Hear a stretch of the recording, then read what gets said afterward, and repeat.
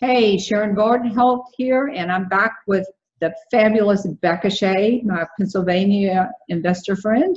And Beka, as you remember, she's a mom, she's a wife, and she was in this cool thing called the Navy.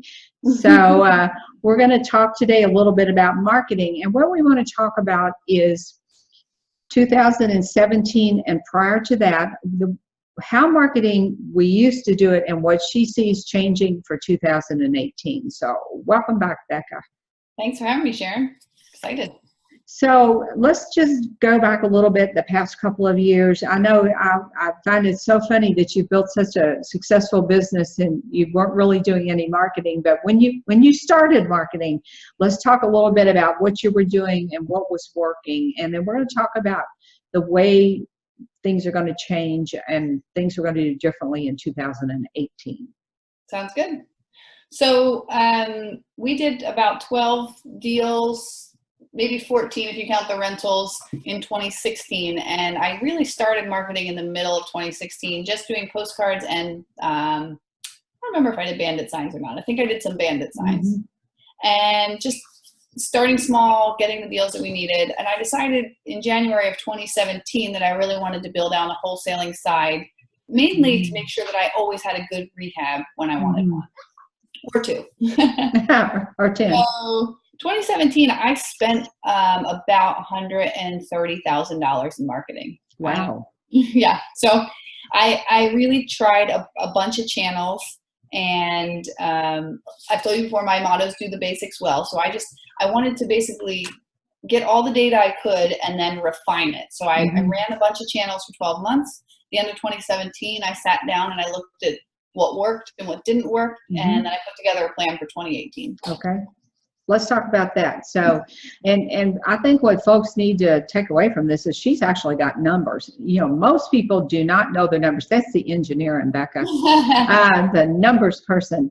But it's important to know your numbers, because otherwise you really have no clue from a financial standpoint what you need to change, you know, what's working, what isn't working. So what about 2018 then? So when I looked at my numbers, I found two really interesting things that I didn't expect. 2017, I did bandit signs. I bought inheritance lists. I did postcards to equity mailers. I did pay-per-click, probates, and then I have my like non-paid advertising. So I have my website, just organic lead traffic. I didn't do any SEO. And then referrals and bird dogs, you know, networking with people. So when I look at my numbers 2017, almost half of my income came from referrals and networking. So I'm a Keller Williams agent, just going into the office and saying, I'm looking for my next deal. Oh, hey, I got a house. Come take a look at it. And that kind of blew my mind. That made me realize I needed to be much more deliberate about just the non-paid marketing, right? Building the other thing that I hate, but that I found to be true, was that bandit signs they really work.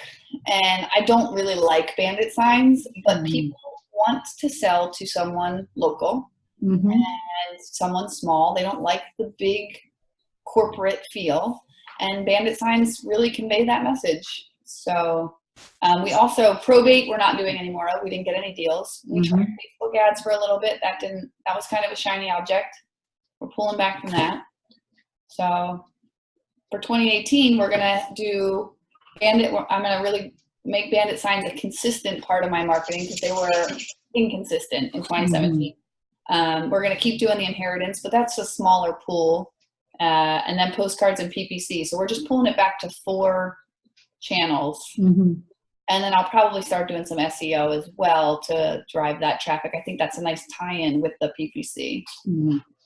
Yeah, I think that's a good strategy. And I think people totally underestimate the power of networking. Yeah. Totally. It is one of the best, almost free. You might pay for a dinner every now and then if you go to a meeting or something, but it's almost free. And if you get good at it, you can generate a large volume of deals through networking. It blew my mind. And so we had talked previously about the 12-week year. So I made part of my 12-week goals was that once a week I was going to do some sort of networking referral, like a deliberate whether it's putting out a Mhm. Facebook video and saying, Right. hey, we're flipping 3 houses this month and we're looking for our next project, agent friends. Mhm. That call to action Mhm. from the networking. Yeah, that's a great idea. You know, the video is huge, and video is where it is right now. As far as, you know, somebody said one good video can have the impact of 1,000,000 words. So as a blogger, that's like I go, oh wow. Yeah, So I really like too. yeah, blogging is certainly not dead, but video is really big, and live video is really big. So yeah, I think that's an excellent strategy, and like I said, you know, and we talked earlier, I'll be so glad to talk to you again, because it's exciting though to find a real tester, because, you know, some people go, well, I did this, but I'm not really sure. And yeah, I don't know about the numbers, but when you've got your numbers and like, your cost per lead, you know how few people know their cost per lead. I mean, it's crazy. And the interesting thing is when I talk to other people, it's not uncommon for people to spend $3,000 in marketing per lead, depending on your market. Now, Right. I know people that are only spending maybe $1,500, but I think a lot of wholesalers, they get into wholesaling and they don't account for that cost. So if you're making a $10,000 assignment fee and you're spending $3 to $4 grand on that, Direct marketing, mail or whatever. Yeah. you need to really think that through. Or that's my approach anyway. You could just do better.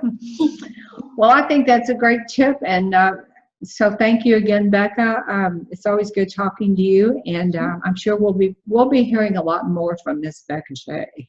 Yeah, I can't wait to talk more marketing. Well, thanks, guys, and I'll be back soon with another episode of Let's Talk Real Estate Investing.